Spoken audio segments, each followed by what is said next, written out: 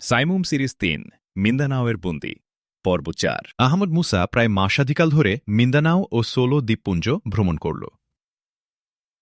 সঙ্গে ছিল মুর হামসার। ভ্রমণকালে পিসিডা কর্মী ও মিন্দানাওবাসীদের সাথে ঘনিষ্ঠ আলাপ হল আহমদ মুসার। এক হাতে ক্রস ও অন্য হাতে বন্দুক নিয়ে এসে জেকে বসা উপনিবেশিক খ্রিস্টান প্রভুদের বিরুদ্ধে তাদের মধ্যে সীমাহীন অসন্তোষ সে লক্ষ্য করল। মুক্তির জন্য তারা অধীর। মিশনারিরা জ্ঞান বিতরণের নামে যে বিদ্যালয়সমূহ এবং চিকিৎসার নামে যে চিকিৎসালয়সমূহ খুলেছে, সেগুলো কেমন করে মিন্দানাওবাসীদের ধর্ম ও জাতীয়তার সমাধি রচনা করছে তার স্পষ্ট নিদর্শন প্রত্যক্ষ করল আহমদ মুসা। মিশনারিদের প্রেমের বাণী যেখানে মিন্দানাওবাসীদের বশ করতে ব্যর্থ হয়েছে এবং এর বিরুদ্ধে মিন্দানাওবাসীদের প্রতিরোধ বন্যী। যেখানে জ্বলে উঠছে সেখানে ট্রিপল সির বিষাক্ত থাবা গিয়ে মিন্দানাওয়ের অসহায় মানুষের ঘাড়ে চেপে বসছে। এসবের বহু দৃষ্টান্ত আহমদ মুসা নিজের চোখে প্রত্যক্ষ করল। আহমদ মুসা অনুভব করল মিন্দানাওবাসীদের দুর্জয় সাহস আছে। শুধু এগুলোকে সুপরিকল্পিতভাবে কাজে লাগাতে পারলেই মিন্দানাওবাসীরা মুক্তির স্বাদ পেতে পারবে। আহমদ মুসা মাসখানেক ধরে শুধু নিরর্থক ভ্রমণ করেই কাটাল না, পিসিডার সংগঠনকে নতুন করে সাজাল। সমগ্র মিন্দানাও ও সলো দ্বীপপুঞ্জকে ৫০টি অঞ্চলে ভাগ করা হল। ফিলিস্তিন থেকে ১০০ জন অভিজ্ঞ সাইমুম কর্মীকে আনা হয়েছিল।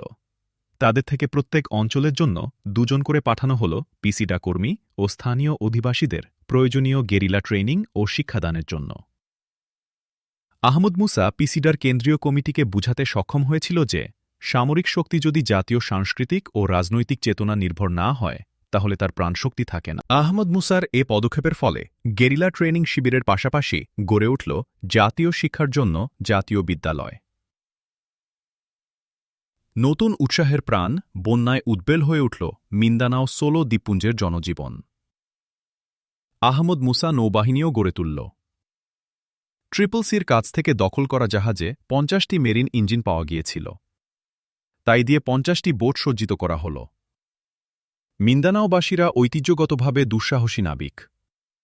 সুতরাং অল্প সময়ের মধ্যেই ক্ষুদ্র অথচ এক দক্ষ নৌ ইউনিট গড়ে উঠল, যে মিন্দানাও সাগর, সোলো সাগর, মোরো উপসাগর ও দাভা উপসাগরে একদিন ক্রস পরিশোভিত মিশনারি ট্রিপল সির একচেটিয়া রাজত্ব ছিল।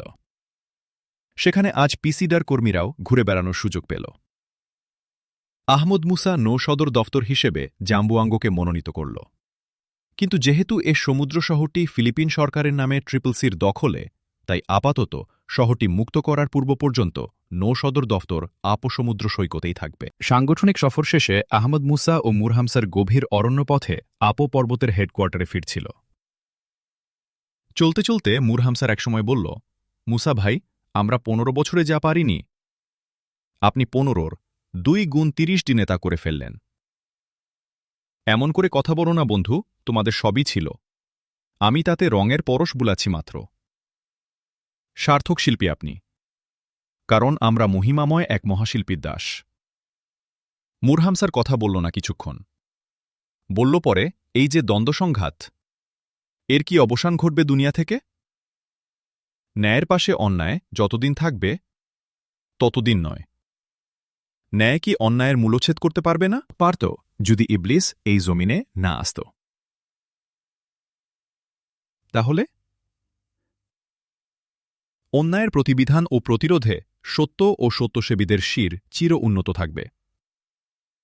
আল্লাহ তার বান্দাদের কাছ থেকে এটুকুই তো কামনা করেন, এত এক অনির্বাণ সংগ্রামের মহা আহ্বান।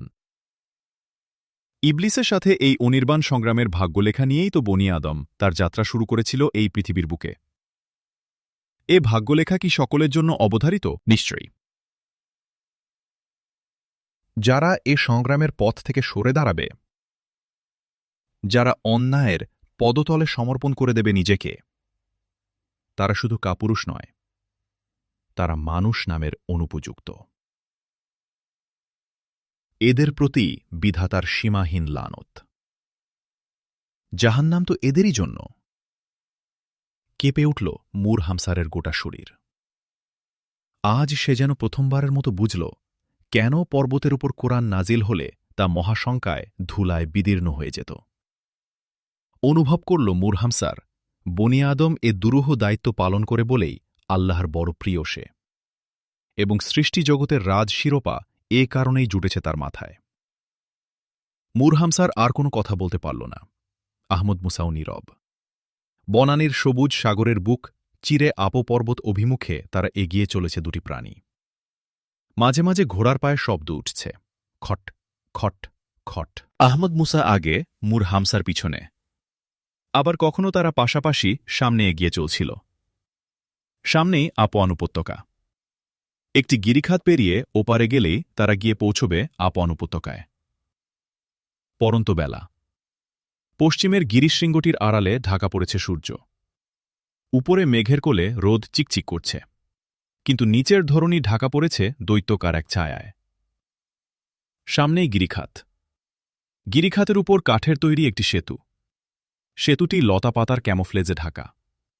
বামপাশে ঘুরে থুথু ফেলতে গিয়েছিল আহমদ মুসা। হঠাৎ একটি সিগারেটের কার্টুনে নজর পড়তেই সে ঘোড়া লাগাম টেনে ধরল এবং নেমে পড়ল ঘোড়া থেকে।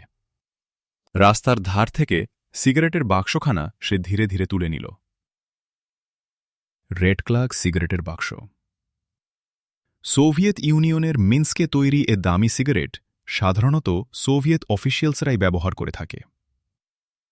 আহমদ মুসার সমগ্র অনুভূতি জুড়ে একটি প্রশ্ন জল জল করে উঠল। মিন্দানাওয়ের দুর্গম পার্বত্য অঞ্চলের এই অজ্ঞাত রাস্তার ধারে এই সিগারেট এলো কি করে?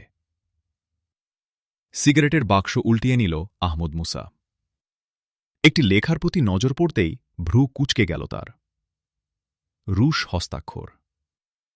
কে যেন রুশ অঙ্কে একটি হিসাব করেছে।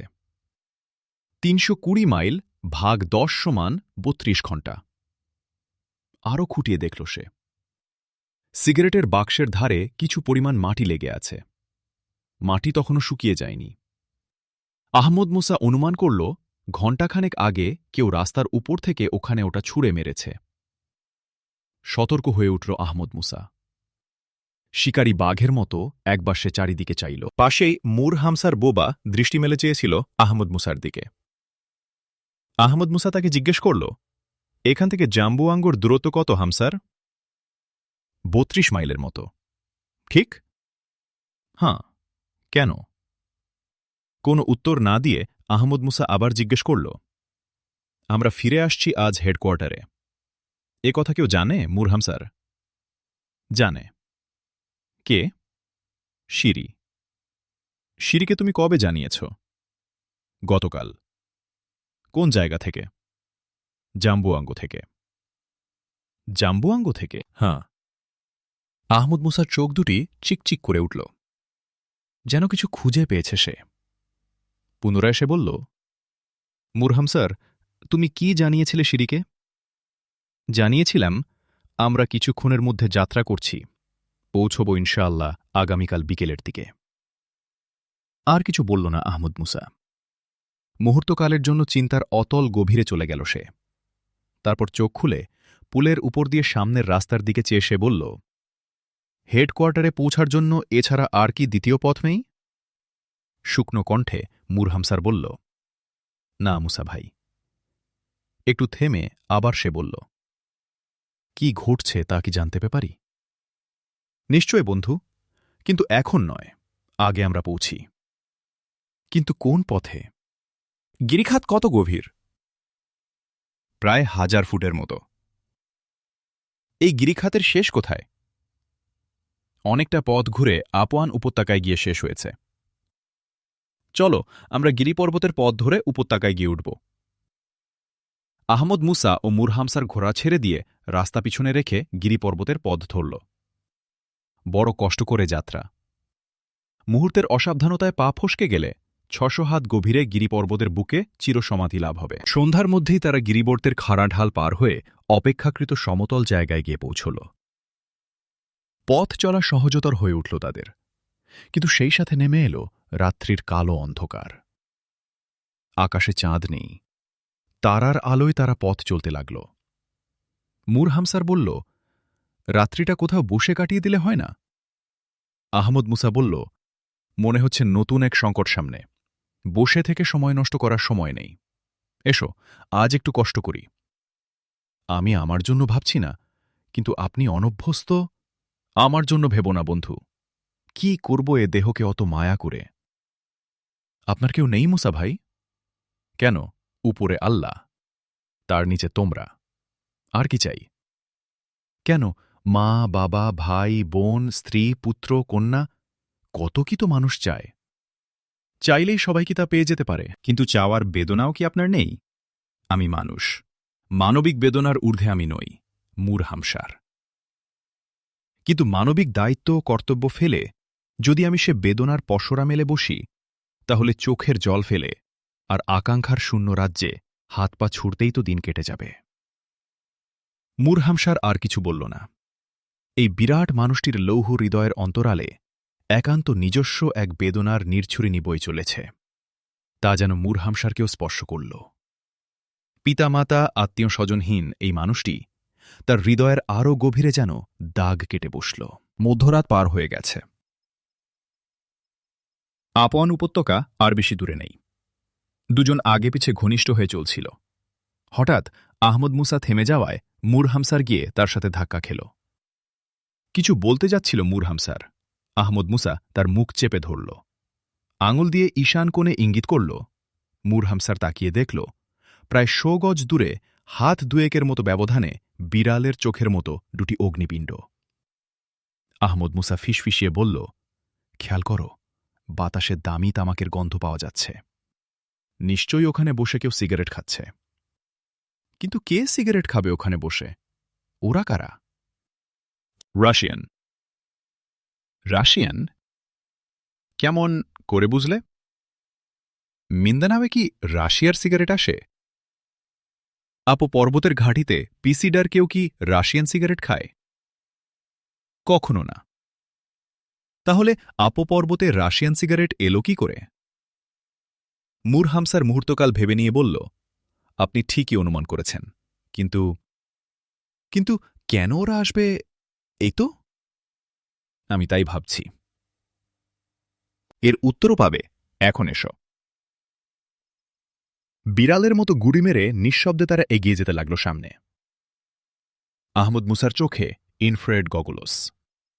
দুজনের হাতেই সাইলেন্সার লাগানো রিভলভার। আহমদ মুসা দেখতে পেল, দুজন লোক একটি গুহার মুখে বসে আছে। তাদের থেকে হাত 10 দূরে একটি পাথরের আড়ালে গিয়ে বসল আহমদ মুসা ও মূঢ়হামসার। লোক দুটি নিচু স্বরে আলাপ করছিল। কি বলছিল তা শোনার জন্য আহমদ মুসা সমস্ত মনোযোগ কেন্দ্রীভূত করল ওদিকে। হঠাৎ মূঢ়হামসার একটি ধাক্কা খেয়ে আহমদ মুসা একপাশে কাত হয়ে পড়ল। বিরাট একটি পাথরের খণ্ড তার মাথার একপাশ ঘেঁষে পড়ে গেল। মাথাটি যন্ত্রণায় ঝিমঝিম করে উঠল আহমদ মুসার। আর একটু হলেই মাথাটা গুঁড়ো হয়ে যেত একদম। পাথরটি পড়ে যাওয়ার পরক্ষণেই একটি দুপ শব্দ শুনতে পেল এবং পিছনে একজন আর্তনাদ করে পড়ে গেল। আহমদ মুসা মুহূর্তে নিজেকে সামলে নিয়ে তাড়াতাড়ি সামনে তাকাল। দেখল লোক দুটি উঠে দাঁড়িয়েছে, তাদের হাতে রিভলভার। এগিয়ে আসছে তারা। আহমদ মুসা তার রিভলভার উঁচু করল। সাইলেন্সার লাগানো রিভলভার থেকে নিঃশব্দে দুটি গুলি বেরিয়ে গেল।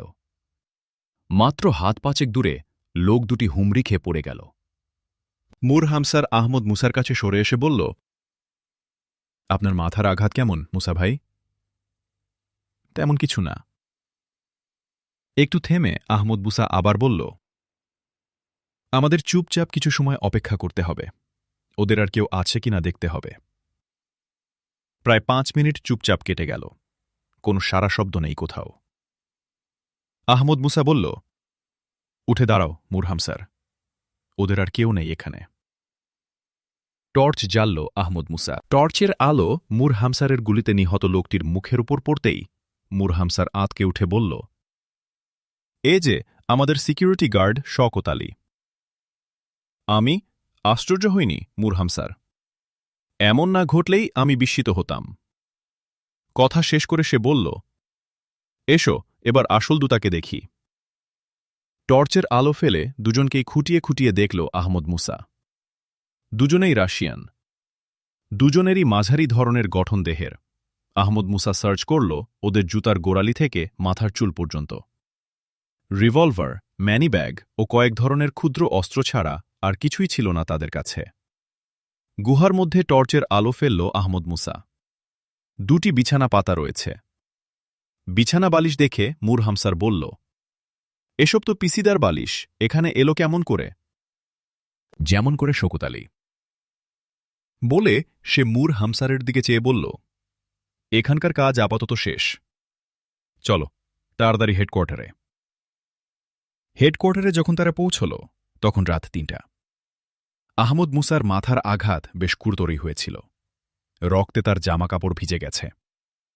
এক থোপ রক্ত তার মাথার চুলে জট পাকিয়ে গেছে। মূর হামসার আহমদ মুসাকে নিয়ে সোজা পিসিডার ক্লিনিকে গিয়ে উঠল।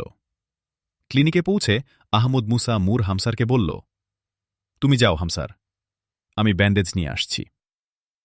যাবার সময় আলী কাউসারকে বলে যাও তৈরি থাকতে, আমি শীঘ্রই বেরুব। আলী কাউসার আপো পর্বতের নিরাপত্তা প্রধান। মূর হামসার আহমদ মুসার মুখের দিকে একবার চেয়ে আর দ্বিরুক্তি করল না। নীরবে সে পথে নামল। আবার যেতে যেতে ভাবল, এমন গুরুতর আহত, তবু 1 মিনিট বিশ্রামের চিন্তা করছে না। কি ত্যাগ, কি অপূর্ব নিষ্ঠা! এমন নেতার নির্দেশে মৃত্যুর মুখে এগিয়ে যেতেও আনন্দ আছে। আলী কাউসারের সঙ্গে দেখা করে মূর হামসার বাড়ি পৌঁছল। গিয়ে নক করল দরজায়। নির্দিষ্ট নিয়মে, নির্দিষ্ট সংখ্যায় খুলে গেল দরজা। সিঁড়ি দরজা খুলে দিয়েছে। মূর হামসারকে সহাস্যে স্বাগত জানাতে গিয়ে তার উপর নজর পড়তেই সিঁড়ি উদ্বিগ্ন কণ্ঠে বলল, তোমার জামায় রক্ত কেন ভাইয়া? মূর হামসার চকিতে একবার তার জামার দিকে চেয়ে বলল, আহমদ মুসা আহত। আহত? কোথায় তিনি? কণ্ঠ যেন সিঁড়ির আর্তনাদ করে উঠল। নিজের কণ্ঠস্বরে যেন সেও লজ্জা পেল। সংকুচিতা হয়ে পড়ল সে। বোনের দিকে চকিতে একবার চেয়ে মূর হামসার বলল, ক্লিনিকে ব্যান্ডেজ নিয়ে উনি আসছেন। ধীর স্বরে সিঁড়ি বলল, কি ঘটেছে ভাইয়া? মূর হামসার জামাকাপড় খুলতে খুলতে সমস্ত ঘটনা শুরু থেকে শেষ পর্যন্ত সিঁড়িকে শোনাল। সিঁড়ি কিছুক্ষণ কথা বলতে পারল না। তার চোখে মুখে উদ্বেগ, উত্তেজনা। একসময় তার চোখ দুটি ছলছলে হয়ে উঠল। বলল, আপনারা আসছেন এই কথা আমাকে জানানোর সাথে এই ঘটনার কোনো সম্পর্ক রয়েছে ভাইয়া? আমিও বুঝতে পারছি না বোন। উনি আমাকে সন্দেহ করেছেন? সিঁড়ির কণ্ঠ ধরে এল। মূর হামসার কিছু বলতে যাচ্ছিল, কিন্তু বাইরে থেকে দরজায় নক করার শব্দ ভেসে এল। মূর হামসার উঠে গেল দরজা খুলে দেওয়ার জন্য। সিঁড়ি উঠে গেল তার ঘরের দিকে। মূর হামসারের সাথে ঘরে প্রবেশ করল আহমদ মুসা। প্রবেশ করেই মূর হামসারকে বলল, তুমি একটু সিঁড়িকে জিজ্ঞেস করো, আমরা আসব। সে কথা তার কাছ থেকে কোনোভাবে অন্য কারো কাছে প্রকাশ পেয়েছিল কিনা। এখানেই ওকে ডাকি? থাক, এই একটি মাত্রই প্রশ্ন জিজ্ঞেস করে এসো। মূর হামসার চলে গেল পিছন দিকের পর্দা ঠেলে সিঁড়ির ঘরে। সিঁড়ি আহমদ মুসার কথা শুনতে পেয়েছিল। মূর হামসার যেতেই সে বলল, আপনার ওয়্যারলেস পেয়েই আমি রুনার মাকে বলেছিলাম, আগামীকাল বিকালে ভাইয়ারা আসবেন, ঘরগুলো পরিষ্কার করতে হবে, তুমি আমার সাথে থেকো। থামল সিঁড়ি। পরে বলল, আর কাউকে তো কিছু বলিনি ভাইয়া। গলা কাঁপছে সিঁড়ির। মূর হামসা চলে গেল। সিঁড়ি খাটের রেলিং ধরে যেমন দাঁড়িয়েছিল তেমনিভাবেই দাঁড়িয়ে রইল। তার বিষণ্ণ মুখে যে অভিব্যক্তি, তার চেয়ে বহু গুণ বেশি বেদনার ভার তার হৃদয়ে। আহমদ মুসা মূর হামসারের কথা শুনে সঙ্গে সঙ্গে বলল, কাউকে ডেকে রুনার মাকে ডাকতে পাঠাও মূর হামসার। এই মুহূর্তে তাকে আমরা চাই। আমিই যাই মুসা ভাই, কিন্তু তোমার অনেক কষ্ট হয়েছে, আপনার শতাংশের একাংশ নয়। আমি আহমদ মুসা, সামান্য মানুষ, কিন্তু তুমি পূর্ব এশিয়ার এক শ্রেষ্ঠ রাজবংশের সন্তান। এগুলো মানুষের কৃত্রিম পোশাক। মানুষ, সে মানুষই। বলে মূর হামসার উঠে দাঁড়াল। যেতে যেতে সে বলল, আপনি খেয়ে নিন মুসা ভাই, আমি আসছি। মূর হামসার চলে গেলে আহমদ মুসা তার কক্ষে চলে গেল। প্রথমেই কাপড় ছাড়ল সে। কক্ষটাকে কেমন যেন নতুন নতুন মনে হচ্ছে তার কাছে। কক্ষের চারদিকে নজর বুলাল সে। কক্ষটিকে নতুন করে সাজানো হয়েছে। ঘরের সব কিছু সাজানো, গোছানো, পরিষ্কার পরিচ্ছন্ন। বকসাদা বেডশিট নিখুঁতভাবে বিছানো, বালিশে নতুন কভার, মাথার পার্শ্বে টিপোয়ে একগুচ্ছ রজনীগন্ধা। কাপড়চোপড় আলোনায় পরিপাটি করে সাজিয়ে রাখা, ডাইনিং টেবিলে খাবার ঢেকে রাখা। সবকিছুর মধ্যে আহমদ মুসা আন্তরিকতার এক নিবিড় স্পর্শ অনুভব করল। বিছানায় গা এলিয়ে দিল সে। এক মধুর গন্ধে তার মন ভরে গেল। বালিশ বিছানায় মাখানো সেন্ট থেকে এটা আসছে, অনুভব করল আহমদ মুসা। এ বিশেষ সেন্ট আরও একদিন সে পেয়েছিল।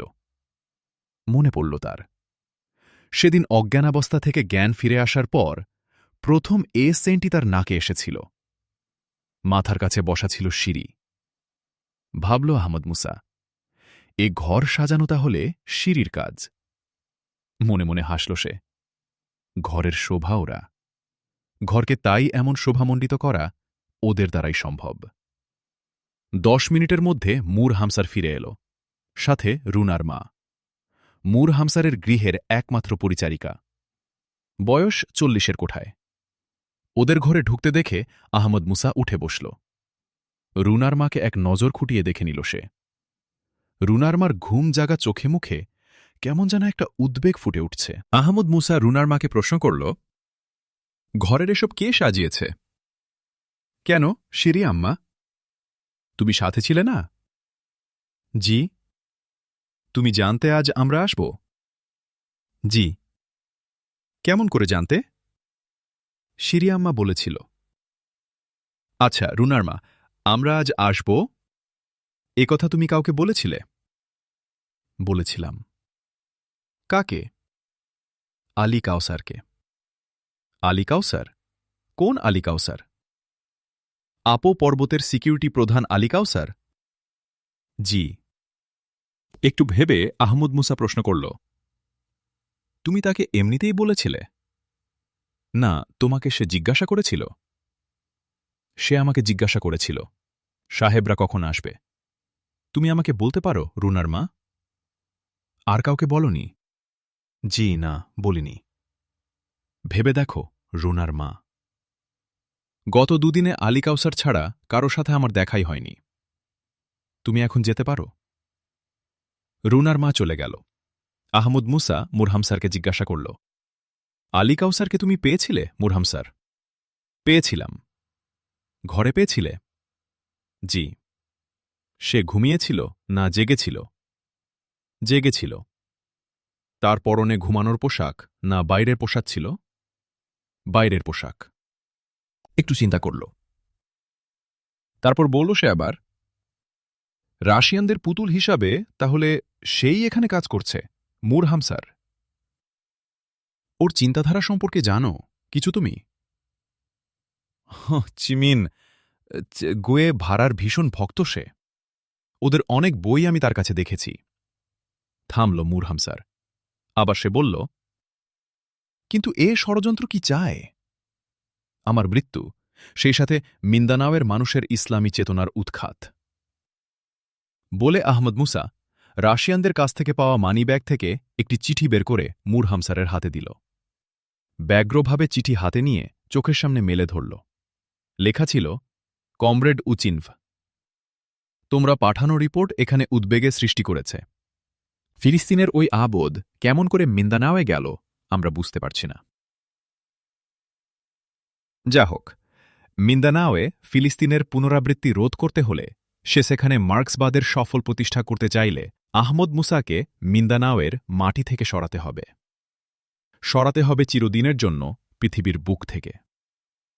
তুমি যার সহযোগিতা পেয়েছ তাতে সফলতার আশা আমরা করি। তুমি তাকে বলো, সেই হবে মিন্দানাওয়ের হো চি মিন।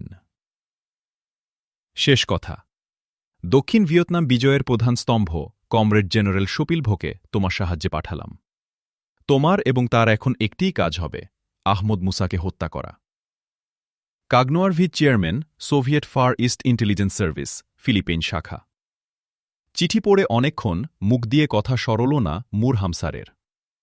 অনেকক্ষণ পর সে ধীর কণ্ঠে বলল, মিন্দানাওয়ের এই হো চি মিনকে হবে মুসা ভাই, আলী কাউসার। জাতির সাথে এত বড় বিশ্বাসঘাতকতা সে করল? মূর হামসার কিছু বলতে যাচ্ছিল। ঘড়ির দিকে চেয়ে আহমদ মুসা বলল, আর কোনো কথা নয় মূর হামসার, তৈরি হয়ে নাও এক্ষুনি। কালকের সূর্যোদয়ের পূর্বেই এ বিশ্বাসঘাতকদের উৎখাত করতে হবে মিন্দানাওয়ের মাটি থেকে। মূর হামসার তার কক্ষে চলে গেল। আহমদ মুসা তাড়াতাড়ি তৈরি হয়ে নিল। পকেটে রিভলভার, কাঁধে ঝুলছে সাবমেশিন গান, এছাড়া একটি গ্যাস রিভলভারও রয়েছে তার বাম পকেটে। সজ্জিত হয়ে মূর হামসারের ঘরে ঢুকল আহমদ মুসা। মূর হামসারের ঘর থেকে সিঁড়ি তার ঘরে যাচ্ছিল। একেবারে আহমদ মুসার মুখোমুখি পড়ে গেল সে। দৃষ্টি বিনিময় হল দুজনের। সিঁড়ির অশ্রুধোয়া চোখ। সিঁড়ি চলে গেল তার ঘরে। আহমদ মুসা মূর হামসারকে জিজ্ঞেস করল, সিঁড়ির কি হয়েছে মূর হামসার? গম্ভীর কণ্ঠস্বর তার। ওই যে আমাদের আসার খবর, সে রুনার মাকে বলেছে। এখন সে মনে করছে এটা করে বিরাট অপরাধ সে করে ফেলেছে। আমি অনেক বুঝিয়েছি, তবু। হো হো করে হেসে উঠল আহমদ মুসা। বলল, বলো তাকে, এ ধরনের অপরাধ যারা করে তাদের চোখে পানি থাকে না, থাকে প্রতিরোধ কিংবা প্রতিশোধের বহ্নি শিখা। আহমদ মুসার কথা শেষ হতেই বাইরের কড়া নড়ে উঠল। পরিচিত সংকেত। মূর হামসার গিয়ে বাইরের গেট খুলে দিল। প্রবেশ করল আপোয়ান উপত্যকার নিরাপত্তা প্রহরী মুক্তার। মুক্তার আহমদ মুসার সামনে এসে দাঁড়াল। হাঁপাচ্ছে সে। বলল, আমাদের আপোয়ান উপত্যকার ওপারে কাঠের ব্রিজ ধসে গেছে, তার সঙ্গে গার্ড তাউছেরও মারা গেছে। ধসে পড়েছে? তোমরা কোনো বিস্ফোরণের শব্দ পাওনি? তাউছের ব্রিজের মধ্যখানে পৌঁছার সঙ্গে সঙ্গে প্রচণ্ড এক শব্দে ব্রিজটি ভেঙে পড়েছে। সংবাদটা আলী কাউসারকে দাওনি? তার ঘর বন্ধ, পেলাম না তাকে। তার ঘর বন্ধ? জি। আহমদ মুসা দ্রুত দৃষ্টি বিনিময় করল মূর হামসারের সাথে। বলল, দেরি করে ফেলেছি আমরা। মূর হামসার, তোমরা এসো, আমি চললাম। কোথায় যাবেন আপনি? আলী কাউসারের খোঁজে। কোথায় পাবেন তাকে? পাহাড়ের সেই গুহায়। দেরি হয়ে গেলে সেখান থেকে সে ভাগবে। আহমদ মুসা দ্রুত বেরিয়ে গেল ঘর থেকে। তার পিছে পিছে মূর হামসার এবং মুক্তারও।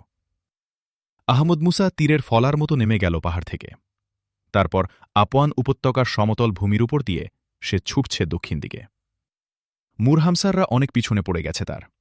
অন্ধকারে হাতড়িয়ে চলছে আহমদ মুসা। টর্চ আছে হাতে, কিন্তু জ্বালাবার সুযোগ নেই। আহমদ মুসার অনুমান সত্য হলে সামনেই তার শত্রু। আলী কাউসার তাদেরকে অক্ষত দেহে ঘাঁটিতে ফেরত দেখে ষড়যন্ত্র ফাঁস হওয়া সম্পর্কে নিশ্চয় সন্দিহান হয়ে পড়েছে। সুতরাং এই গুহায় তার প্রভুদের কাছে সে ছুটে আসবে, সেটাই স্বাভাবিক। পাহাড়ের সেই গুহাটি এসে পড়েছে। আর মাত্র ৫০ গজের মতো। আহমদ মুসা ইনফ্রারেড গগলসটি পরে নিল। হাতে ৬ ঘরা বাঘা রিভলভার। শিকারী বিড়ালের মতো হামাগুড়ি দিয়ে এগুতে লাগল সে। হঠাৎ তার মনে হল সামনের অন্ধকারটি নড়ছে, যেন এগিয়ে আসছে অন্ধকারটি। আহমদ মুসা থেমে গেল। রুদ্ধ নিঃশ্বাসে অপেক্ষা করতে লাগল সে। একটি পাথরের আড়ালে সে মাথা গুজে হামাগুড়ি দিয়ে বসে রইল। অন্ধকারটি তার সামনে দিয়ে যাচ্ছিল। আলী কাউসারকে সে পরিষ্কার চিনতে পারল। আলী কাউসারের পিছনে আর কাউকে না দেখে ধীরে ধীরে উঠে দাঁড়াল আহমদ মুসা। পিছু নিল সে আলী কাউসারের। পিছনে পদশব্দ শুনে আলী কাউসার থমকে দাঁড়িয়েছিল। আহমদ মুসা গম্ভীর কণ্ঠে বলল, ফিরতে চেষ্টা করো না, যেমন যাচ্ছ তেমনি এগিয়ে যাও। কিন্তু আহমদ মুসার কথা শেষ হবার আগেই আলী কাউসারের একটি হাত বিদ্যুৎ গতিতে উপরে উঠে এল। আহমদ মুসা ট্রিগারে হাত রেখেই কথা বলছিল, সুতরাং আলী কাউসারের তর্জনী তার ট্রিগারে চাপ দেবার আগেই আহমদ মুসার তর্জনী চাপ দিল তার ট্রিগারে। একটি বুলেট আলী কাউসারের ডান বক্ষ ভেদ করল। আহমদ মুসা চেয়েছিল তার ডান হাতে গুলি করতে, কিন্তু আলী কাউসারের ডান হাতের বৃদ্ধাঙ্গুলি ছুঁয়ে তা লাগল গিয়ে বুকে। আর্তনাদ করে হুমড়ি খেয়ে পড়ে গেল আলী কাউসারের দেহ। মূর হামসাররা এসে পড়েছে।